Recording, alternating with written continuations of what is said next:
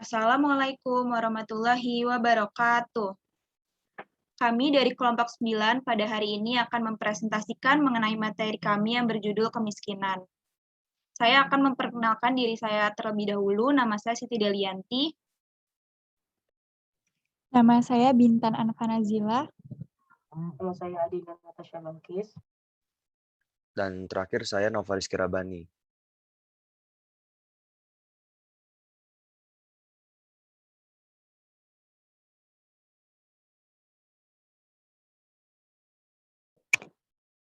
Tidak hanya negara miskin saja yang memiliki warga yang miskin. Negara kaya pun juga mempunyai warga yang miskin. Contohnya Amerika Serikat. Semua sistem ketidaksetaraan sosial atau stratifikasi sosial secara vertikal dapat menciptakan kemiskinan. Ada dua macam jenis kemiskinan. Yang pertama ada kemiskinan relatif, yaitu kemiskinan yang diakibatkan karena kurangnya sumber daya dari beberapa orang dalam kaitannya dengan mereka yang memiliki lebih banyak sumber daya. Contohnya, pendapatan orang Jakarta yang jika dibandingkan dengan pendapatan orang Yogyakarta akan lebih tinggi pendapatan orang Jakarta dibanding dengan orang Yogyakarta. Yang kedua ada kemiskinan absolut, yaitu kemiskinan yang diakibatkan oleh kurangnya sumber daya yang dapat mengancam jiwa. Contohnya, seseorang yang berpenghasilan di bawah UMR tinggal dan menetap di Jakarta. Orang tersebut tidak akan bisa memenuhi kebutuhan hidupnya karena pendapatannya tidak mencukupi. Next.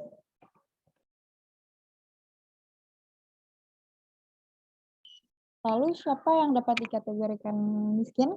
Sebenarnya tidak ada definisi yang menggambarkan keseluruhan orang miskin, karena kemiskinan itu diucapkan di antara kategori tertentu di masing-masing populasi kita.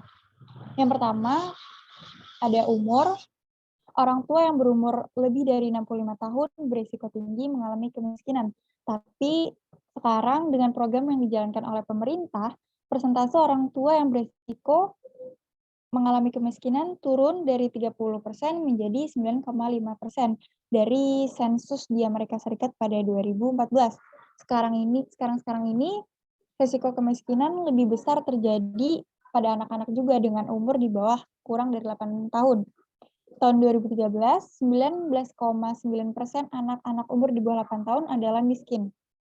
Yang kedua ada ras dan etnis. Tahun 2013, 38,3% anak-anak Afrika Amerika tergolong miskin. Ini merupakan angka yang cukup tinggi dibanding dengan Hispanik dengan angka 30,4% dan juga 10,7% non-Hispanik. Menurut kelompok kami, hal ini dapat terjadi karena stereotip terhadap orang African American yang dianggap black people itu lebih rendah dibanding white people. Begitu dengan kinerjanya, kepintarannya, dan sebagainya. Lalu ada gender, persentase kemiskinan yang dialami wanita lebih tinggi daripada pria. Wanita 59% dan pria 41%. Hal ini juga dapat disebut sebagai feminization of poverty, yaitu tren perempuan yang membuat proporsi penduduk miskin menjadi semakin meningkat. Hal ini juga dialami oleh keluarga yang dipimpin oleh hanya perempuan saja. Mereka lebih miskin dibanding dengan keluarga yang dipimpin oleh pria. Lalu yang terakhir ada perkotaan dan pedesaan. Nyatanya kemiskinan ditemukan lebih banyak di daerah pedesaan daripada di daerah perkotaan. Hal ini dikarenakan akses yang terbatas pada pedesaan tertentu dan garis kemiskinan daerah pedesaan cenderung lebih kecil daripada di perkotaan. Tetapi walaupun begitu, di mana keluarga miskin ini tinggal, mereka akan selalu terpisah secara sosial. Artinya, ketika ketimpangan pendapatan meningkat, kemungkinan bahwa keluarga miskin yang tinggal di lingkungan penduduknya juga miskin meningkat. Next. Lalu, explaining poverty. Seperti yang disebutkan di awal, negara yang paling kaya pun masih mempunyai warga negaranya yang miskin. Kenapa ada kemiskinan? Kita akan membahas mengenai kedua penjelasan yang saling menentang. Yang pandangan pertama, yaitu menyalahkan orang miskin. Orang miskin sebagian besar bertanggung jawab atas kemiskinan yang mereka alami sendiri, karena orang miskin ini dianggap tidak bisa untuk bekerja karena kurangnya kemampuan, pendidikan, dan motivasi. Hal ini menyebabkan orang miskin terjebak yang dinamai dengan culture of poverty yang merupakan subbudaya kelas bawah yang akan menghancurkan ambisi seseorang untuk meningkatkan hidupnya. Lalu ada pandangan yang bertentangan, yaitu menyalahkan masyarakat. Masyarakat sebagian besar bertanggung jawab atas kemiskinan, seperti hilangnya pekerjaan di kota-kota sebagai penyebab utama kemiskinan, mengklaim bahwa hanya ada pekerjaan yang tidak cukup atau pas-pasan untuk menghidupi keluarga. Next. Lalu ada the working poor. Tidak semua yang miskin menganggur. Mengapa begitu? Menurut Biro Sensus Amerika Serikat tahun 2014, 14% kepala keluarga miskin bekerja 50 jam, 50 minggu dalam setahun. Hal ini merupakan jam kerja yang lumayan tinggi, tetapi hal ini tidak juga membuat mereka keluar dari lingkaran kemiskinan. 30% tetap miskin meskipun bekerja paruh waktu. Dan ini artinya 3,2% pekerja penuh atau full time memiliki penghasilan yang sangat kecil. Hal inilah yang menjadikan kemiskinan tidak hanya terjadi pada orang yang tidak bekerja, tetapi orang yang bekerja juga dapat mengalaminya. Next. Lalu ada homelessness atau tunawisma atau orang yang tidak memiliki tempat tinggal adalah 1/3 dari orang yang mengalami kemiskinan. Hal ini dapat disebabkan karena ia dipaksa berhenti dari pekerjaan karena perusahaan atau pabrik tutup, wanita yang membawa anak-anak mereka pergi untuk menghindari KDRT di rumah, orang-orang yang dipaksa keluar atau pergi dari rumah kontrakan dan apartemen karena kenaikan sewa dan karena pendapatannya rendah, dan juga terjadi karena adanya orang yang tidak bekerja sama sekali. Next. Lalu ada peningkatan ketimpangan. Dalam beberapa dekade terakhir, ketimpangan pendapatan dan kekayaan semakin meningkat. Hal ini menyebabkan banyak orang menjadi khawatir bahwa kerja keras mereka selama ini belum cukup untuk menjadikan mereka lebih maju atau untuk meningkatkan taraf hidup mereka. Next. Are the very rich worth the money? Menurut saya tidak, karena seperti dikutip oleh Herman tahun 2011, bahwa membayar CEO dengan uang yang tinggi tidak menjamin bahwa perusahaan yang dipegang dapat berkinerja dengan baik. Kita juga harus berhati-hati dalam berasumsi mengenai pendapatan yang berhubungan langsung dengan bakat, kemampuan, dan usaha. Untuk sekarang memang banyak yang pendapatannya tinggi karena skill-nya juga tinggi, seperti penyanyi Beyonce yang pendapatannya 115 juta dolar pada tahun 2014. Tapi ada juga yang mendapat pendapatan yang menurut saya terbilang tinggi dikarenakan hal selain skill, seperti melakukan sesuatu hal agar viral di media sosial yang akan menaikkan ratingnya sehingga bisa diundang di mana-mana, yang akan menaikkan pendapatannya. Lalu next. Lalu apakah kita bisa maju? Mungkin untuk menjawabnya kita perlu memperhatikan banyak hal, tergantung diri sendiri dan society kita. Seperti yang terjadi di Amerika Serikat, bahwa masalah yang menyertai ketimpangan di sana adalah karena adanya keraguan bahwa orang-orang yang bekerja keras bisa maju. Siapa yang akan menjamin jika mereka bisa maju? Hal tersebut dapat terjadi demikian karena pada saat itu di US tahun 2014, pekerjaan bergaji bagus atau tinggi lebih sulit untuk ditemukan, sehingga nggak mengherankan bahwa orang-orang mengatakan bahwa mereka percaya dapat mencapai American Dream mereka, yaitu keamanan ekonomi dan meningkatnya status sosial.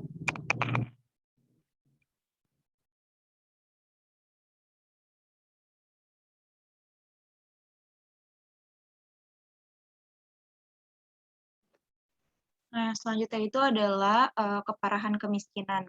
Nah, jadi tuh kemiskinan di negara miskin itu lebih parah daripada kemiskinan di negara yang kaya. Alasan utama mengapa kualitas hidup sangat berbeda di seluruh dunia itu adalah karena produktivitas ekonomi paling rendah justru di wilayah di mana pertumbuhan penduduk paling tinggi. Nah, ini juga ada kemiskinan relatif versus kemiskinan absolut. Orang yang tinggal di negara kaya umumnya tuh fokus pada kemiskinan relatif, yang berarti bahwa beberapa orang kekurangan sumber daya yang diterima begitu saja oleh orang lain. Namun yang penting dalam perspektif global adalah kemiskinan absolut, yaitu kekurangan sumber daya yang mengancam jiwa. Manusia dalam kemiskinan absolut kekurangan nutrisi yang diperlukan untuk kesehatan dan kelangsungan hidup jangka panjang. Contohnya, beberapa kemiskinan absolut ada di Amerika Serikat. Tetapi kemiskinan yang mengancam jiwa seperti itu hanya menyerang sebagian kecil dari populasi Amerika Serikat. Next.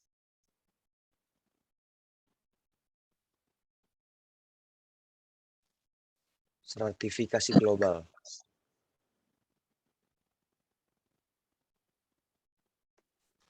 Pembagian negara-negara dunia. Pada awalnya, negara-negara di dunia dibagi menjadi 3 kategori, yaitu negara dunia pertama yang merupakan negara industri, negara dunia kedua yang merupakan negara sosialis, dan negara dunia ketiga yang merupakan negara miskin atau berkembang. Uh, Dikotonomian itu pertama kali digunakan ketika terjadinya Perang Dingin atau pasca Perang Dunia Kedua. Nah, namun dengan seiringnya berakhirnya Perang Dingin, istilah-istilah tersebut jarang digunakan dan diganti istilah baru yang membagi negara berdasarkan PNB-nya atau pendapatan nasional brutonya. Ketiga pembagian tersebut adalah negara berpendapatan tinggi, negara berpendapatan menengah, dan negara berpendapatan rendah. Next.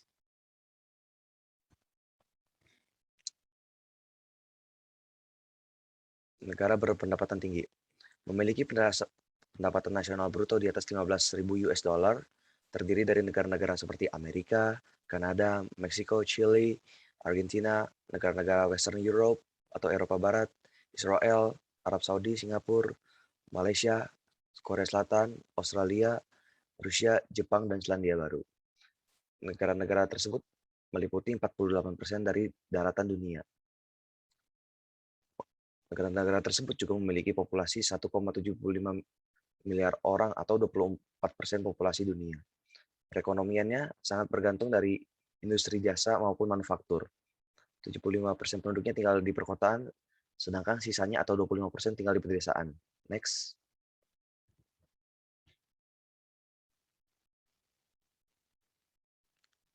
Sementara itu, negara berpendapatan menengah memiliki pendapatan antara 3.500 sampai 15.000 US dollar. 53% penduduknya tinggal di perkotaan, dan sisanya atau 47%-nya tinggal di pedesaan. Kebanyakan negara-negaranya bekas negara dunia kedua atau yang seperti yang saya sebutkan tadi, mereka adalah bekas negara-negara sosialis, dan kebanyakan dari mereka adalah dulunya bersekutu dengan Soviet atau merupakan negara pecahan Soviet.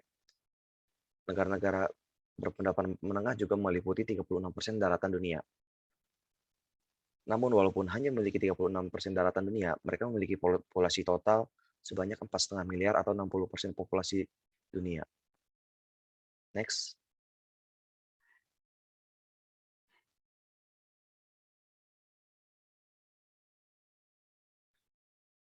Kemudian terakhir ada negara berpendapatan rendah. Negara berpendapatan rendah terdiri dari 48 negara. Mayoritas mereka berada di Asia dan Afrika. Negara berpendapatan rendah juga meliputi 17% pendapatan dunia. Mereka memiliki populasi 960 juta jiwa atau 14% dari populasi dunia. Hanya 35% masyarakatnya tinggal di pedesaan. Maaf ralat, maksud saya ini perkotaan, tadi ada sedikit typo. Masyarakatnya bergantung pada sektor pertanian dan masih mengikuti tradisi turun-menurun dari leluhur. Next. Oke, selanjutnya itu ada perluasan kemiskinan. Jadi, kemiskinan di negara-negara miskin itu lebih luas daripada di negara-negara kaya seperti Amerika Serikat. Namun, di negara-negara berpenghasilan rendah, kebanyakan orang hidup tidak lebih baik daripada orang miskin di Amerika Serikat, dan bahkan banyak jauh yang lebih buruk. Orang dewasa pada umumnya di negara kaya seperti Amerika Serikat mengonsumsi sekitar 3.750 kalori per hari. Kelebihan yang berkontribusi pada obesitas yang meluas dan masalah kesehatan terkait, mengurangi kelaparan dunia adalah salah satu tanggung jawab paling serius yang dihadapi umat manusia pada saat ini. Next.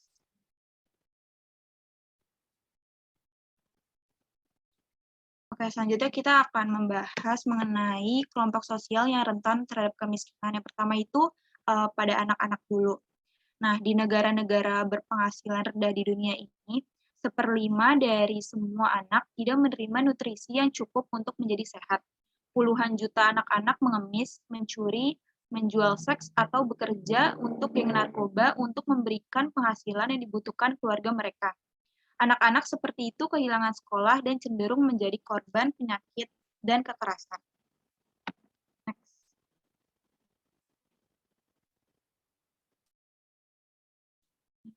Nah, kelompok sosial yang selanjutnya itu adalah women, yaitu dalam masyarakat kaya dan miskin, sebagian besar pekerjaan yang dilakukan perempuan itu tidak dihargai, dibayar rendah, atau diabaikan sama sekali.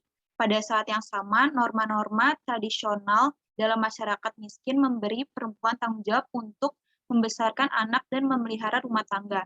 Di banyak negara berpenghasilan rendah, tanah yang digunakan oleh pasangan suami istri secara hukum dimiliki oleh suami.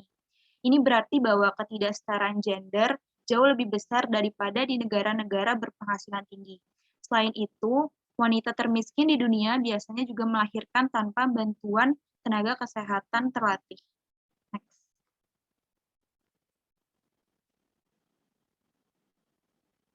Nah, selanjutnya itu ada perbudakan. Anti-Slavery International menjelaskan 5 jenis perbudakan. Yang pertama itu perbudakan barang, atau seperti satu orang memiliki orang lain. Jual beli budak umumnya orang dari satu kelompok etnis atau kasta yang memperbudak anggota lain. Nah, perbudakan ini tuh masih terjadi di banyak negara di seluruh Asia, Timur Tengah, dan terutama Afrika. Yang kedua itu ada perbudakan yang dipaksakan oleh negara. Dalam hal ini, pemerintah memberlakukan kerja paksa pada orang yang dihukum karena pelanggaran pidana atau orang lain hanya karena pemerintah membutuhkan tenaga mereka. Yang ketiga itu ada perbudakan anak, di mana keluarga yang sangat miskin mengirim anak-anak mereka ke jalanan untuk mengemis, mencuri, atau melakukan apapun yang mereka bisa untuk bertahan hidup. Selanjutnya ada jeratan hutang, yaitu praktik di mana majikan membayar upah kepada pekerja yang lebih rendah dari yang dibebankan majikan kepada pekerja untuk makanan dan perumahan yang disediakan oleh perusahaan. Nah, yang kelima itu ada pernikahan budak. Jadi pernikahan itu bisa disebut perbudakan juga. Jadi di India, Thailand, dan beberapa negara Afrika, keluarga menikahkan wanita di luar kehendak mereka. Banyak yang berakhir sebagai budak yang bekerja untuk keluarga suami mereka. Nah, bentuk perbudakan tambahan itu adalah perdagangan manusia. Perpindahan kelompok laki-laki, perempuan, dan anak-anak dari satu tempat ke tempat lain untuk tujuan melakukan kerja paksa. Perempuan atau laki-laki dibawa ke negara baru dengan janji pekerjaan dan kemudian dipaksa menjadi pelacur atau buruh tani. Atau orang tua mengadopsi anak-anak dari negara lain dan kemudian memaksa mereka bekerja di pabrik. Next.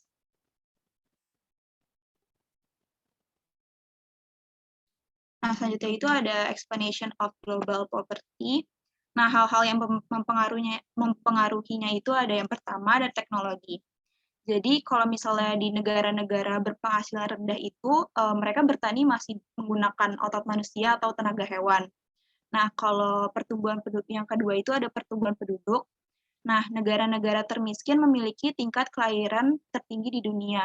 Terlepas dari jumlah kematian akibat kemiskinan, populasi negara-negara miskin di Afrika berlipat ganda setiap 25 tahun. Yang ketiga ada pola budaya. Masyarakat miskin biasanya masih tradisional. Mereka berpegang pada cara hidup yang telah lama mapan, berarti menolak perubahan. Bahkan perubahan yang menjanjikan kehidupan material yang lebih kaya. Selanjutnya itu ada stratifikasi sosial. Masyarakat berpenghasilan rendah mendistribusikan kekayaan mereka dengan sangat tidak merata. Contohnya itu di Brazil. Misalnya 75% dari seluruh lahan pertanian mereka itu dimiliki oleh hanya 4% rakyat. Yang kelima itu ada ketidaksetaraan gender. Ketidaksetaraan gender dalam masyarakat miskin membuat perempuan tidak memiliki pekerjaan, yang biasanya berarti mereka memiliki banyak anak. Selanjutnya ada hubungan kekuatan global. Penyebab terakhir dari kemiskinan global terletak pada hubungan antara bangsa-bangsa Indonesia. Nah, eksploitasi berlanjut hari ini melalui neokolonialisme atau suatu bentuk baru dari hubungan kekuatan global yang tidak melibatkan kontrol politik langsung, tetapi eksploitasi ekonomi oleh perusahaan multinasional. Nah, Perusahaan multinasional ini adalah bisnis besar yang beroperasi di banyak negara. Pemimpin perusahaan sering memaksakan kehendak mereka pada negara di mana mereka melakukan bisnis untuk menciptakan kondisi ekonomi yang menguntungkan bagi operasi perusahaan mereka seperti yang dilakukan penjajah di masa lalu.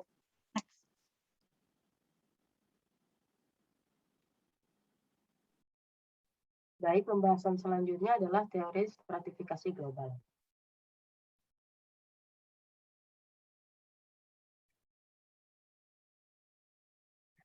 Teori pertama dalam pembahasan ini adalah modernization theory atau teori modernisasi. Yang mana teori ini merupakan model pengembangan ekonomi dan teknologi yang menjelaskan kesenjangan global dalam hal teknologi serta perbedaan budaya antar negara. Bahasan pertama adalah perspektif sejarah. Jadi awalnya itu semua negara di dunia itu miskin. Itulah mengapa kemiskinan itu menjadi sesuatu yang sangat melekat di masyarakat. Dan justru kekayaan merupakan sesuatu yang membutuhkan penjelasan lebih lanjut. Nah, dengan adanya eksplorasi daerah-daerah di penjuru dunia dan berkembangnya perdagangan serta pertukaran, penjualan orang-orang di Eropa Barat itu meningkat. Nah, peningkatan ini diikuti dengan munculnya teknologi industri dan juga kapitalisme, yang mana kedua hal ini menyebabkan lahirnya kekayaan baru dan meningkatnya standar kehidupan masyarakat. Dengan meningkatnya standar kehidupan masyarakat ini, kemiskinan absolut perlahan mulai berkurang. Kemudian pentingnya budaya. Budaya pada teori ini merupakan salah satu alasan mengapa perkembangan ekonomi itu sedikit terhambat. Pasalnya masyarakat itu ada beberapa masyarakat yang menolak untuk menerima budaya baru. Bahkan mereka menganggap bahwa teknologi dan modernisasi itu dianggap sebagai ancaman bagi mereka. Maka dari itu teori ini tuh menganggap bahwa tradisi adalah penghalang terbesar dari perkembangan ekonomi.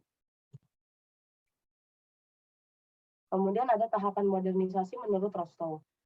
Ada 4 tahapan modernisasi menurut Rostow. Yang pertama adalah traditional stage, di mana negara yang masih berada di stage ini merupakan negara yang masih menggunakan teknologi yang bisa terbilang itu primitif, dan juga mereka memiliki akses yang minim terhadap kehidupan modern.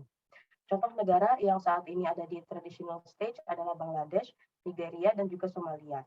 Kemudian yang kedua adalah take-off stage.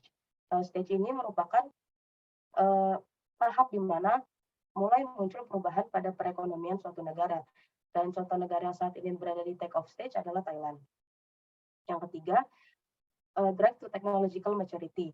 Di tahap ini, pertumbuhan ekonomi sudah dapat diterima oleh masyarakat suatu negara sebagai bentuk sarana untuk mencapai standar kehidupan yang lebih tinggi.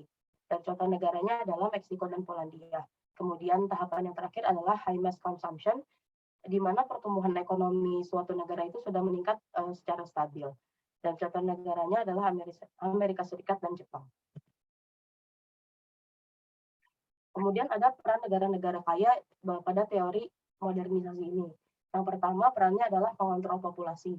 Negara-negara kaya mengontrol populasi itu dengan cara mengekspor serta mempromosikan alat-alat yang dapat mengontrol pertumbuhan angka kelahiran di negara miskin. Jadi mereka itu mengekspor, kemudian mereka juga mempromosikan fungsi-fungsi dari alat tersebut agar angka kelahiran di negara miskin itu menurun.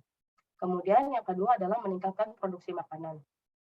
Apabila di fungsi mengontrol populasi itu mereka mengekspor barang, maka di sini mereka itu mengekspor metode, di mana metode ini digunakan untuk meningkatkan output atau hasil dari produksi di negara miskin. Contohnya dalam produksi pertanian,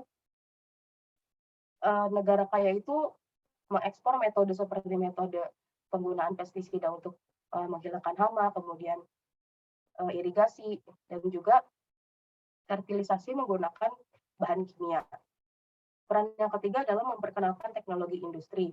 Di sini negara-negara kaya memperkenalkan teknologi permesinan serta teknologi informasi kepada negara-negara miskin, sehingga beberapa tenaga kerja di negara miskin pun berubah yang tadinya berbasis pada pertanian menjadi berbasis kepada industri ataupun di bidang jasa. Kemudian peran yang terakhir adalah menyediakan bantuan. Di sini itu contohnya seperti investasi kemudian membangun proyek irigasi, dan yang ketiga itu membantu negara miskin untuk membeli peralatan-peralatan yang sekiranya dapat menunjang proses produksi negara tersebut. Kemudian teori yang kedua adalah dependensi teori atau teori ketergantungan. Nah, teori ini adalah model pengembangan ekonomi dan teknologi yang menjelaskan kesenjangan global dalam hal sejarah eksploitasi negara miskin oleh negara kaya. Bahasan pertama adalah perspektif sejarah. Singkatnya, perdagangan dunia yang dimulai sejak 5 abad yang lalu itu memunculkan gagasan bahwa suatu negara itu bisa menjadi kaya apabila negara lainnya itu menjadi miskin. Kemudian ada pentingnya kolonialisme. Seperti yang kita tahu, kolonialisme ini dulu sudah banyak sekali dilakukan oleh negara-negara di Eropa, di bangsa-bangsa Barat. Kemudian negara-negara yang dijajah tersebut itu mendapatkan kemerdekaannya. Namun meskipun suatu negara itu sudah merdeka secara politis, bukan berarti negara-negara tersebut itu sudah merdeka secara ekonomi. Banyak negara yang sudah merdeka secara politis, tetapi mereka masih mengalami ketergantungan terhadap negara lain dalam bidang ekonomi. Nah, hal inilah yang menyebabkan neokolonialisme yang sudah dijelaskan oleh rekan saya tadi sebelumnya. Neokolonialisme ini terus berjalan, yang mana mengarah kepada kapitalisme. Kemudian ada ekonomi kapitalis dunia oleh Wallerstein. Jadi menurut Immanuel Wallerstein, kekayaan, kemiskinan, dan juga ketergantungan di dunia ini disebabkan oleh sistem ekonomi global dunia, yang mana negara kaya itu menjadi core atau pusat, negara miskin menjadi periferi atau keliling, dan negara menengah itu menjadi semi periferi atau semi pinggiran. Kemudian ada 3 faktor yang menyebabkan ketergantungan suatu negara. Faktor yang pertama adalah ekonomi yang kecil dan berorientasi pada kegiatan ekspor. Contohnya adalah ketika negara miskin itu mengekspor bahan-bahan mentah atau komoditas-komoditas kepada negara yang lebih kaya. Kemudian dari komoditas-komoditas tersebut, negara kaya mengolahnya kembali di negaranya, di pabriknya, menjadi suatu barang yang dapat menghasilkan keuntungan yang lebih. Jadi di sini negara kaya sangat diuntungkan. Kemudian yang kedua, kurangnya kapasitas industri. Contohnya lagi, sama seperti yang tadi, apabila negara miskin mengekspor bahan-bahan mentah. Kemudian untuk memproduksinya kan negara-negara miskin ini membutuhkan teknologi-teknologi yang hanya bisa dibeli dari negara-negara kaya, yang mana itu juga tidak bernilai murah. Sedangkan komoditas-komoditas yang mereka jual itu bernilai murah. Jadi di sini kembali lagi negara kaya diuntungkan kembali. Kemudian yang ketiga ada utang luar negeri. Sistem pertukaran kita sekarang ini menyebabkan negara-negara miskin terjebak dalam utang. Nah, hal ini mendorong adanya peningkatan pengangguran dan juga inflasi yang tidak terkendali dalam negara miskin. Kemudian ada peran negara-negara kaya. Jadi menurut Francis Morlape dan Joseph Collins, sebenarnya makanan yang diproduksi di dunia ini cukup untuk memberikan makanan ke seluruh penduduk di dunia ini. Nah, namun kenapa sih masih ada yang kelaparan, masih ada kemiskinan? Nah, karena negara miskin di dunia itu terjebak di dalam suatu semacam lingkaran setan, di mana perusahaan negara kaya bekerja sama dengan kaum elit di negara miskin tersebut. Kerjasama ini bentuknya misalnya seperti kedua pihak ini menggunakan suatu lahan untuk menanami komoditas tertentu. Kemudian komoditas tertentu dijual dan keuntungannya digunakan untuk membayar utang kepada sang negara kaya tersebut. Padahal lahan tersebut bisa saja digunakan untuk menanami komoditas-komoditas yang sebenarnya bisa memenuhi kebutuhan negara miskin tersebut. Masa depan stratifikasi global. Jadi dengan melihat kondisi yang sekarang ini dapat diprediksi bahwa ketimpangan ekonomi masih akan terjadi apabila kita masih menggunakan sistem global yang sekarang ini. Kemudian yang kedua, dilihat dari kenyataannya standar kehidupan di dunia itu meningkat. Baiknya standar kehidupan itu meningkat antara negara miskin dan negara kaya itu sama-sama meningkat standar kehidupannya. Namun sisi buruknya adalah meningkatnya standar kehidupan tersebut tidak berada di taraf yang sama. Kemudian yang terakhir, ada risiko terjadinya peperangan dan juga terorisme yang dilakukan oleh pihak kaum-kaum yang terbilang miskin, di mana mereka itu ingin memberontak karena mereka merasa bahwa keberadaan mereka itu terancam. Kemudian kami sudah menyediakan satu video mengenai kemiskinan, mohon disimak. Kemiskinan menyisakan persoalan ketimpangan. Sebuah penelitian mengungkapkan bahwa di Indonesia, anak yang tumbuh di keluarga miskin cenderung memiliki pendapatan yang lebih rendah dibandingkan dengan orang dari keluarga tak miskin. Belenggu kemiskinan belum betul-betul dapat dilepaskan.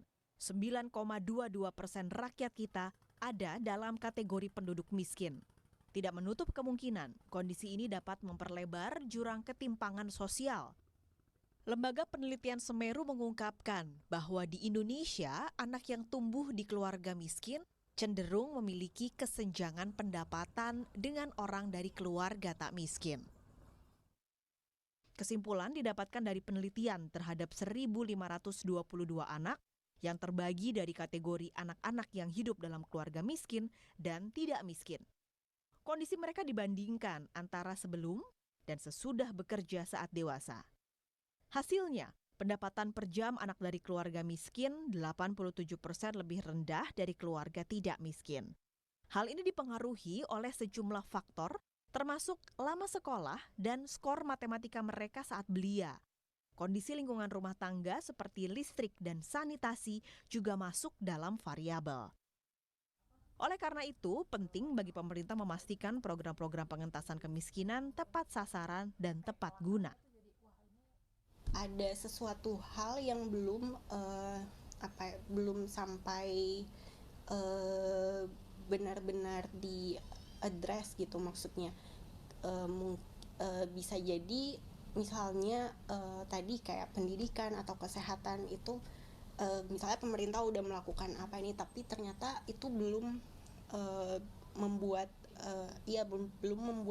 dampak yang sebegitu besarnya yang bisa membantu anak-anak tadi untuk catch up misalnya. Pemerintah sendiri merasa amunisi untuk meningkatkan taraf hidup masyarakat sudah cukup jitu. Rantai kemiskinan dapat dipatahkan usai ada intervensi. Kementerian Koordinator Bidang Pembangunan Manusia dan Kebudayaan Kemenko PMK menyebut program Keluarga Harapan sebagai solusi terefektif bagi masalah kemiskinan. Waktu tahun 2014 itu memang belum ada intervensi. Nah, jadi kalau frasa yang biasa kita dengar adalah itu seperti kemiskinan struktural, jadi kemiskinan dari generasi yang lalu itu diturunkan, ditransmisi ke generasi yang berikutnya. 6 tahun setelah diintervensi PKH, itu ada kecenderungan kesehatan anak itu meningkat. Pendidikan, salah satu indikatornya adalah tingkat kelulusan sekolah menengah atas itu juga meningkat. Tidak hanya PKH, pemerintah gencar menggelontorkan bantuan melalui berbagai program, mulai dari program Jaminan Kesehatan Nasional, Beras Sejahtera atau Rastra, serta bantuan pangan non-tunai. Belanja bansos pemerintah pun kian menggemuk. Pertumbuhannya hampir 2 kali lipat menjadi 105,7 triliun rupiah jelang tutup tahun 2019. Dengan serapan dana bombastis, diharapkan hasilnya pun fantastis.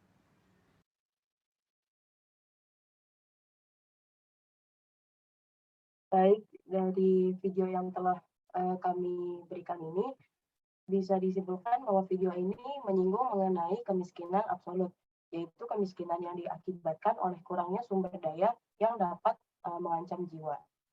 Kemudian selanjutnya akan diberikan data mengenai angka kemiskinan di berbagai daerah di Indonesia dan akan dijelaskan oleh rekan saya.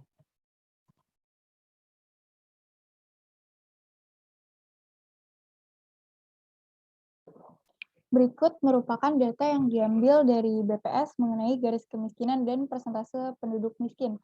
Kedua data ini merupakan data di Pulau Jawa, salah satunya di Surabaya dan Semarang. Terlihat bahwa garis kemiskinan semakin meningkat. Data selanjutnya ini merupakan bisa di next.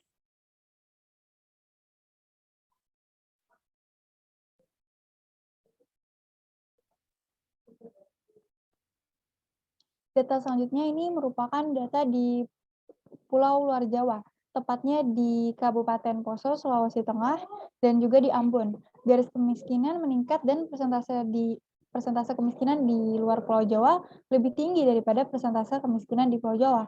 Hal ini dapat dikarenakan karena sebagian besar pembangunan sektor ekonomi terpusat di Pulau Jawa. Sektor ekonomi yang ada di Indonesia didominasi oleh Pulau Jawa dengan total sektor ekonomi primer 26,20%, sekunder 66,08%, dan tersier 66,11%. Lalu teknologi yang kurang memadai dibanding dengan daerah yang lebih tinggi garis kemiskinannya, karena semakin tinggi garis kemiskinan, semakin tinggi standar hidup penduduk. Daerah yang miskin cenderung menggunakan tenaga manusia sehingga kurang efisien dalam waktu produksi.